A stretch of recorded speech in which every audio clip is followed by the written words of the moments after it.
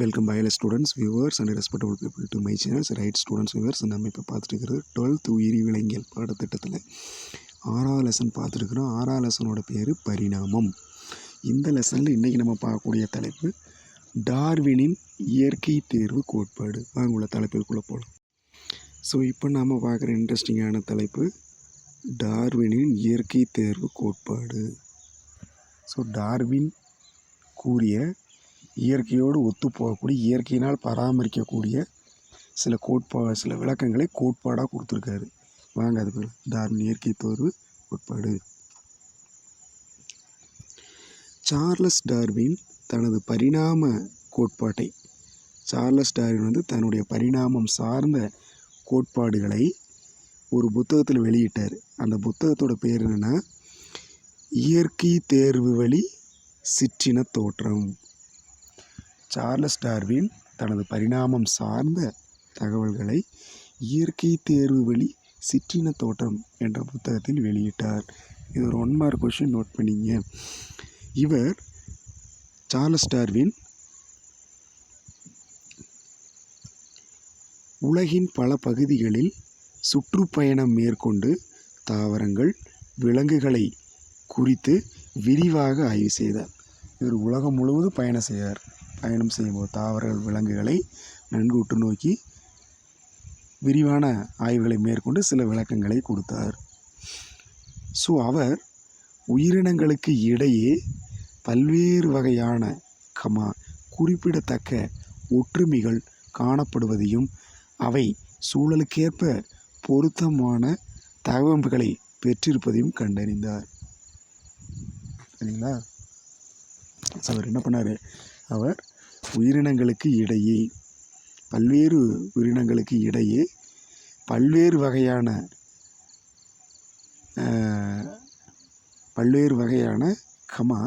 குறிப்பிட்டு சொல்லக்கூடிய ஒற்றுமைகள் காணப்படுகின்றன எனவும், அப்படி காணப்படக்கூடிய அந்த உயிரினங்கள் சூழலுக்கு ஏற்ப பொருத்தமான, அது அங்கே தாக்கு பிடிச்சு வாழ்வதற்கு ஏற்ற பொருத்தமான தகவமைப்புகளை பெற்றிருக்கின்றன என கூறினார்.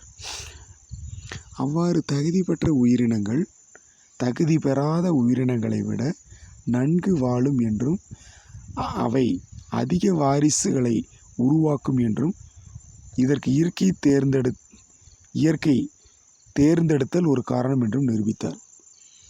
ஒரு குறிப்பிட்ட இடத்துல குறிப்பிட்ட உயிரினம் மிக சிறப்புற்றிருக்குது அப்படின்னா அவைகள் தகுதி பெற்ற உயிரினங்கள்னு சொல்லும்.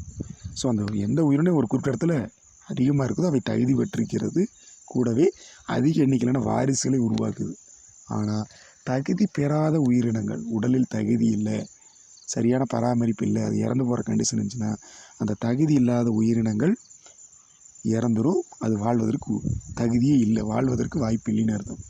ஆக இந்த தகுதி பெற்ற உயிரினங்களை, அதிக வாரிசு கொண்ட உயிரினங்களை இயற்கையே தேர்ந்தெடுத்து அனுமதிக்கிறதுன்னு ஒரு கருத்து சொல்கிறாரு.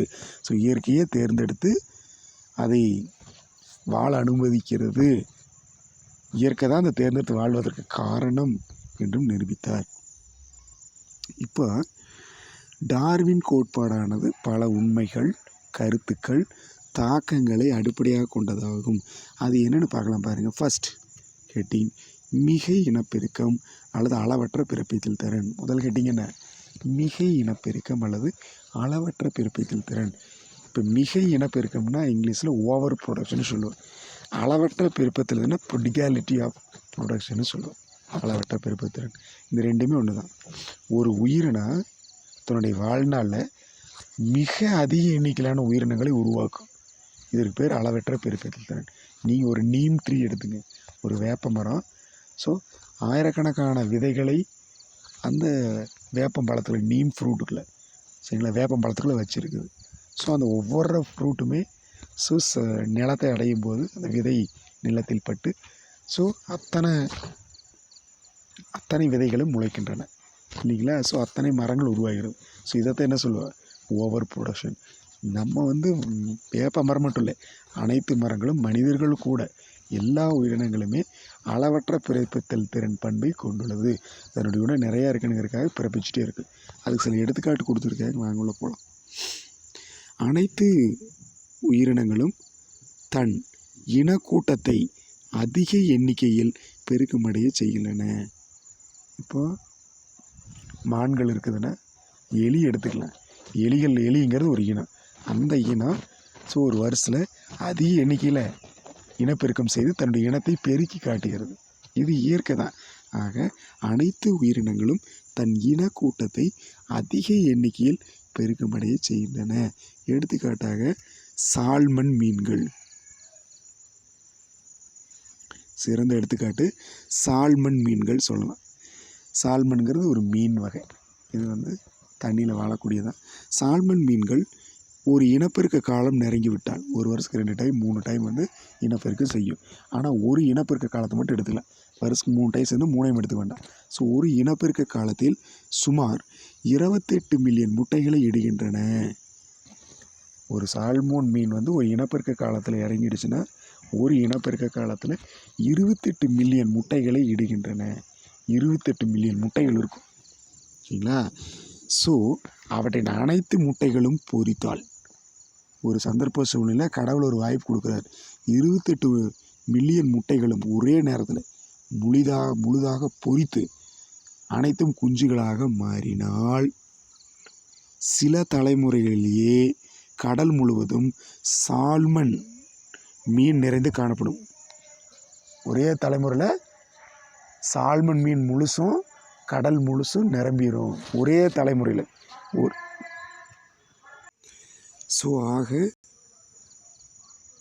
ஆக அனைத்து முட்டைகளும் பொரிந்தால், அனைத்து முட்டைகளும் பொரிந்து வெளியே வந்தால், 28 மில்லியன் முட்டைகளும் பொரிந்து வெளியே வந்தால் அனைத்து அந்த இளம் குஞ்சுகளும் இந்த கடலை முழுவதுமாக 2-3 தலைமுறை நிரப்பிடு.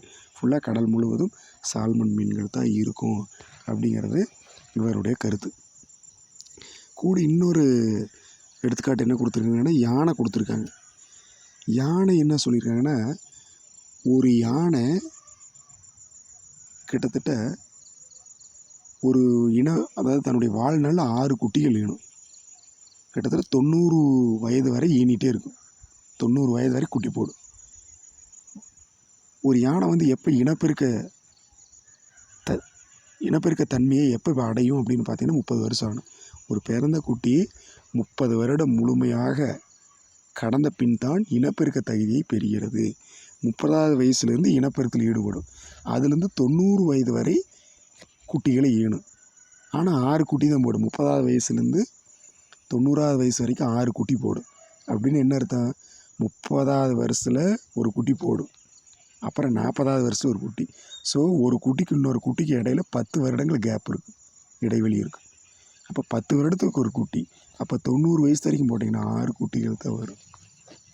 சரிங்களா? ஒரு ஜோடி ஆண் யானை பெண் யானை விட்டுட்டிங்கன்னா அவைகள் ஒன்று சேர்ந்து 6 குட்டிகள் மட்டுமே தன் வாழ்நாள் ஈனும். அந்த 6 குட்டிகளுமே அவைகளுக்குள்ளே இனப்பெருக்கம் செய்து அப்படி இனப்பெருக்கம் பண்ணிகிட்டே இருக்கு. இப்படியே விட்டுட்டோம்னா ஒரு ஜோடி ஒரு காட்டுக்களை விட்டுட்டோம்னா 750 மில்லியன் ஆண்டுகள் கழித்து 750 வருடங்கள் கழித்து அந்த காட்டுக்குள்ளே வந்தோம்னா கிட்டத்தட்ட 6 மில்லியன் யானை வாரிசுகள் உள்ளே இருக்கும். ஆனால் 750 வருஷம் உள்ளே வரக்கூடாது. இன்றைக்கு ஒரு ஜோடி யானையை ஒரு குறிப்பிட்ட இடத்துல விட்டுட்டு போயிட்டோம்னா அவைகள் குட்டி 6 குட்டி போட்டு அந்த குட்டிகளெல்லாம் இனப்பெருக்கத்தில் ஈடுபட்டுகிட்டே இருக்கும். இப்படி எல்லாம் கடந்த 750 வருடங்களை கழித்து அதே இடத்திற்கு அந்த குட்டி விட்ட இடத்துக்கு நம்ம வந்தோம்னா 6 மில்லியன் குட்டிகள் உள்ளே இருக்கும். 6 மில்லியன், அதாவது 6 மில்லியன் வாரிசுகள் உள்ளே இருக்கும். வாரிசு யானைகள் உள்ளே இருக்கும். சரிங்களா? இப்போ பாருங்கள் எவ்வளோ தூரம் இனப்பெருக்க தகுதிகள் யானைகள் கூட போய்ட்டுருக்குதுன்னு பாருங்கள். ஆக யானையானது, அதாவது யானை மிக குறைந்த இனப்பெருக்க திறன் கொண்டவை. யானைகள் மிக குறைவான இனப்பெருக்க திறன் கொண்டவை. ஆக தனது வாழ்நாளில் 6 குட்டிகளை மட்டுமே ஈனுகிறது. தடை ஏதும் ஏற்படவில்லை. அப்படி இனப்பெருக்கம் செஞ்சுட்டு இருக்கும்போது எவ்வித தடையும் நாம் ஏற்படுத்தலைன்னா ஏறத்தாழ 750 ஆண்டுகளில் 6 மில்லியன் வாரிசுகளை உருவாக்கும். 6 மில்லியன் வாரிசுகளை உருவாக்கக்கூடிய தகுதிகளை இவைகள் கொண்டுள்ளன. சரிங்களா? வாரிசுகளை உருவாக்கக்கூடிய தகுதிகளை கொண்டுள்ளன. அப்போ இது எல்லாமே இந்த சால்மன் மீன், யானை ரெண்டுமே மிதமிஞ்சி இனப்பெருக்கம் செய்கின்றன. அதுக்கு அடுத்தது 2வது ஹெட்டிங் வாழ்க்கை போராட்டம். அடுத்து என்ன தலைப்பு? வாழ்க்கை போராட்டம்.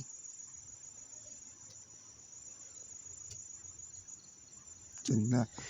வாழ்க்கை போராட்டம்னா இவைகள் வாழ்வதற்கு தனக்குத்தானே தனக்குள்ளேயே போராட்டம் போடுகின்றன. பாரு, உயிரினங்கள் உணவு, இருப்பிடம் மற்றும் இனப்பெருக்க துணைக்காக போராடுகின்றன. உயிரினங்கள் என்ன பண்ணும்னா உணவு, இருப்பிடம், இனப்பெருக்க துணைக்காக அவைகளுக்குள்ள என்ன பண்ணும்? போராட்டம் போட்டு. சில உயிரினங்கள் உணவுக்காக போராடுது, சில உயிரினங்கள் இருப்பிடத்திற்காக போராடுது, சிலது இனப்பெருக்க துணைகள் பெண் உயிரிகளுக்காக போராடுகிறது. ஸோ இப்போ ஒரு குறிப்பிட்ட காலங்கள் கடக்கும்போது இப்போ உணவு, இருப்பிடம் மற்றும் இனப்பெருக்க துணை இவைகளுக்கு தட்டுப்பாடு ஏற்பட்டுச்சு. உணவு தட்டுப்பாடு வந்துருச்சு, இருப்பிட தட்டுப்பாடு வந்துருச்சு, இனப்பெருக்க துணைகளும் இல்லை. இப்படி கட்டுப்பாடுகள் ஏற்படும் போது அவைகள் கட்டுப்பாடான காரணிகளாக மாறிடுச்சுன்னா இனக்கூட்ட உறுப்பினர்களுக்கிடையே, அந்த கூட்டமாக வாழுது இல்லைங்களா, அந்த இனங்களுக்கு இடையே போட்டி ஏற்படுகிறது, சண்டை ஏற்படுகிறது, ஒன்றுக்கு போட்டி ஏற்படுகிறது. ஸோ இந்த போராட்டங்களை டார்வின் 3 வழிகளில் விளக்குனார். அது என்னென்னு பார்க்கலாங்களா? பாரு, ஃபர்ஸ்ட் ஒன்று சிற்றினங்களுக்குள்ளான போராட்டம். ஃபர்ஸ்ட் என்ன தலைப்பு? சிற்றினங்களுக்குள்ளான போராட்டம். இப்போ சிற்றினம் அப்படின்னு என்ன அர்த்தம்னா, ஒட்டகச்சிவிங்கிகள் இருக்குது, ஒரு குறிப்பிட்ட பாலைவனத்தில் இல்லை ஒரு குறிப்பிட்ட இடத்துல வாழுது. ஒரு காலத்தில் நல்ல தீனி இருந்துச்சு, நல்லா வளமாக இருந்துச்சு. திடீர்னு ஒரு விபத்துனால, ஒரு சின்ன சுற்றுச்சூழல் மாற்றத்தினால அந்த இடம் வறண்டு செடிகள் எல்லாம் அழிஞ்சு போச்சு. சில செடிகள் மட்டுமே, அதாவது ஒட்டகச்சிவிங்கி சாப்பிடக்கூடிய சில செடிகள் மட்டும் இருக்குது. சரிங்களா? அப்போ முந்தைய ஒரு காலத்தில் ஒட்டகச்சிவிங்கள் பறந்து ஏகமாக சாப்பிட்டு இருந்துச்சு. இப்போ அந்த வாழக்கூடிய இடத்துல வறட்சினால் செடிகள் நிறைய வறண்டு போச்சு. ஒரு குறிப்பிட்ட இடத்துல மட்டும் குறிப்பிட்ட மரங்கள் இருக்குது. அப்போ அந்த ஒரு மரத்தவே இலக்காக எடுத்து எல்லா ஒட்டகச்சிவிங்கியும் அங்கே வந்துடும், ஒன்றுக்கு ஒன்று சண்டை போட்டுக்கும். சரிங்களா? அப்போ இது ஒரே இனத்துக்கள் நடக்கக்கூடிய சண்டை, ஒரே சிற்றினத்துக்குள்ளே நடக்கக்கூடிய சண்டை. ஒட்டகச்சிவிங்கினா ஒட்டச்சிவிங்களுக்குள்ளேயே சண்டை போட்டுச்சுன்னா ஒரே சிற்றினத்துக்குள்ளே. சில சமயங்களில் இப்போ மானும் தாவரத்தை சாப்பிடும். அதே மாதிரி ஒட்டகச்சிவிங்கி தாவரத்தை சாப்பிடுது. கூடவே எலிஃபண்ட், யானைகளும் தாவரத்தை சாப்பிடுது. இப்போ அதே மாதிரி மேலே சொன்ன கருத்து மாதிரியே அங்கே பெரிய வறட்சி ஏற்படுது. இந்த வறட்சியின் காரணமாக குறிப்பிட்ட இடத்துல மட்டும் தாவரங்கள் இருக்குது. யானையும் அந்த தாவரத்தை சாப்பிட போகுது, ஒட்டகச்சிவிங்கியும் சாப்பிட போகுது, கூடவே மானும் போகுது. இப்போ இந்த 3மே வேற்று சிற்றினங்கள். மான் வேறு சிற்றினம், யானை வேறு சிற்றினம், ஒட்டகச்சிவிங்கி வேறு சிற்றினம். இப்படி 3 சிற்றினங்கள் அங்கே போகுது. இது எல்லாமே வேற்று சிற்றினங்கள். இவைகளுக்குள்ள உணவு மற்றும் இருப்பிடம் இந்த மாதிரி சண்டை வந்துச்சுன்னா வேற்று சிற்றினங்களுக்கு இடையான, மாறுபட்ட சிற்றினங்களுக்கு இடையான சண்டைன்னு சொல்லலாம். வாங்க தலைப்புக்குள்ள போகலாம். ஃபர்ஸ்ட், ஒரே சிற்றினத்திற்குள்ளான சண்டை, அதாவது போராட்டம். ஒரே சிற்றினத்தை சேர்ந்த உயிரினங்களுக்கு இடையே உணவு, இருப்பிடம் மற்றும் இனப்பெருக்க துணைக்காக போராட்டம் ஏற்படுவதை சிற்றினங்களுக்கு உள்ளான போராட்டங்கள். ஒரே சிற்றினத்தை சார்ந்த உயிரினங்களுக்கு இடையே, மான் சிற்றினத்திற்கு உள்ள உணவுக்காகவும் இருப்பிடத்திற்காகவும் இனப்பெருத்திற்காக சண்டை போட்டுச்சுன்னா ஒரே சிற்றினங்களுக்குள்ளான போராட்டம்னு சொல்லுவோம். அடுத்தது பாருங்க, அடுத்த தலைப்பு சிற்றினங்களுக்கு இடையேயான போராட்டம். அடுத்த தலைப்பு என்ன? சிற்றினங்களுக்கு இடையான போராட்டம்னு சொல்லுவோம். சிற்றினங்களுக்கு இடையேயான போராட்டம் அப்படின்னு என்ன அர்த்தம்னா, வெவ்வேறு சிற்றினங்களுக்கு இடையே உணவு மற்றும் இருப்பிடத்திற்கான போராட்டம். ஸோ வெவ்வேறு சிற்றினங்கள் போது இனப்பெருத்துக்கு சண்டை போடாது. சரிங்களா? இனப்பெருக்கம் மாற்று சிற்றினங்களே. ஸோ எலிஃபண்ட்டும் யானையும் ஒட்டகச்சிவியும் இனப்பெருத்தில் ஈடுபடாது. அதனால இனப்பெருக்கம் சார்ந்த போராட்டம் இருக்காது. அதை தவிர மீதமுள்ள இருப்பிடம், உணவு, இந்த 2 போராட்டமும் அந்த மாறுபட்ட வேற்று சிற்றினங்களுக்கு இடையே, யானை, ஒட்டகச்சிவிங்கி, மான், இந்த மாதிரி தாவர உண்ணிகள் வந்துச்சுன்னா அது சிற்றினங்களுக்கு இடையேயான போராட்டம்னு சொல்லுவோம். சிற்றினங்களுக்கு இடையே. சிற்றினங்களுக்கு உள்ளே அப்படின்னா ஒரே சிற்றினத்துக்கு உள்ளேன்னா மான்னா மானுக்குள்ளே, ஒட்டச்சுன்னு ஒட்டச்சு. சிற்றினங்களுக்கு இடையேனா மாறுபட்ட சிற்றினங்கள் அதுக்குள்ளே வரக்கூடிய வெவ்வேறு சிற்றினங்களுக்கு இடையே உணவு இருப்பிடத்திற்காக போராட்டம் ஆச்சுன்னா சிற்றினங்களுக்கு இடையே போராட்டம் என்கிறோம்.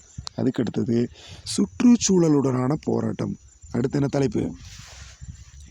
சுற்றுச்சூழலுடன் போராட்டம். இப்போ சுற்றுச்சூழலுக்கு இடையே போராட்டம் அப்படின்னா காலநிலை வேறுபாடு, வெள்ளம், நிலநடுக்கம், வறட்சி மற்றும் பல சூழல் காரணிகளுடன் இணக்கமாவதற்கான போராட்டம் அப்படின்னு என்ன அர்த்தம்னா, இப்போ திடீர்னு ஒரு குறிப்பிட்ட இடத்துல சுற்றுச்சூழல் மாறிடுச்சு, ரொம்ப குளிர்ச்சி ஆயிடுச்சு, ரொம்ப வெப்பமாயிடுச்சு, ஏதோ ஒரு காரணத்தால் மாற்றம் ஆயிடுச்சு.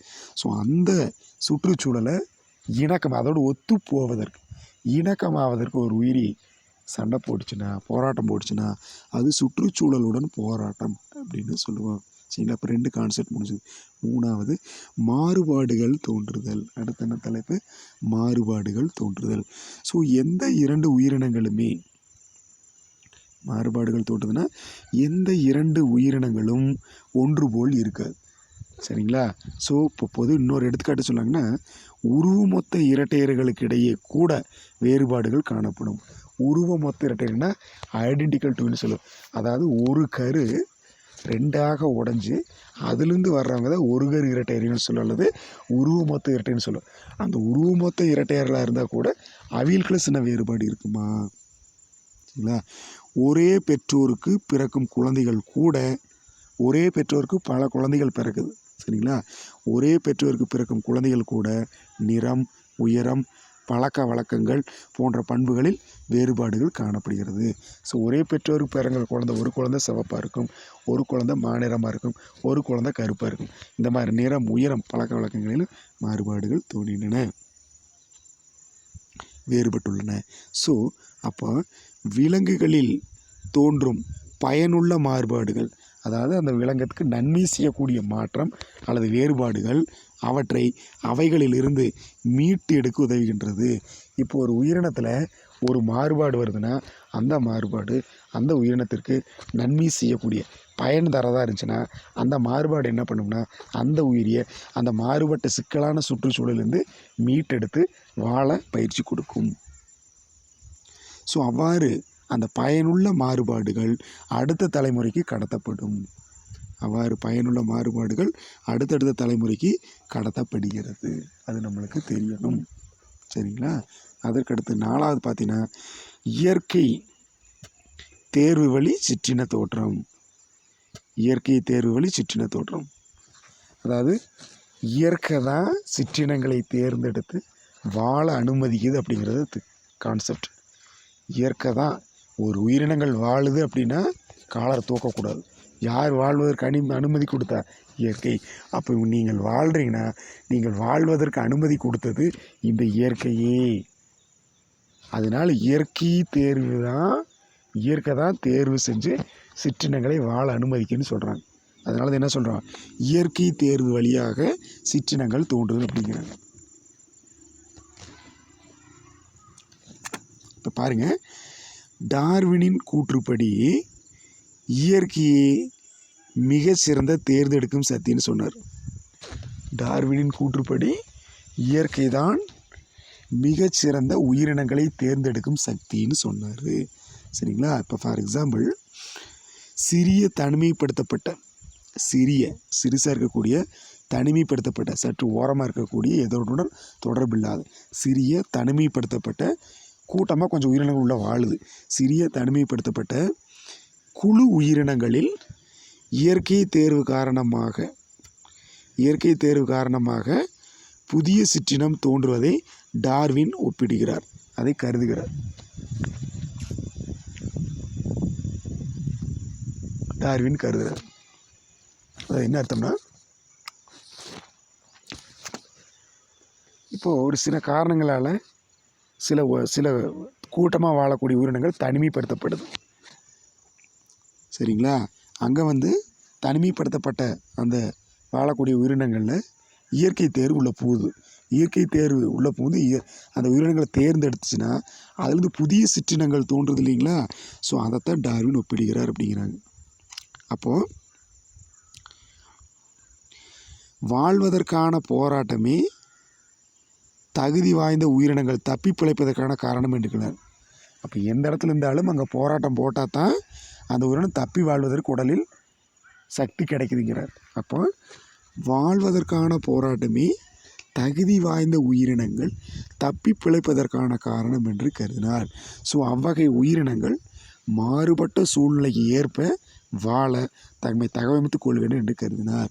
ஸோ அவ்வகை உயிரினங்கள் மாறுபட்ட சூழ்நிலைக்கு ஏற்ப வாழ தம்மை தகவமைத்துக் கொள்கிறது என கருதினார். சரிங்களா? ஸோ வீடியோ ஸ்கிப் பண்ணால் முழுசாக பாருங்கள். தேங்க்யூ. கீப் வாட்சிங்.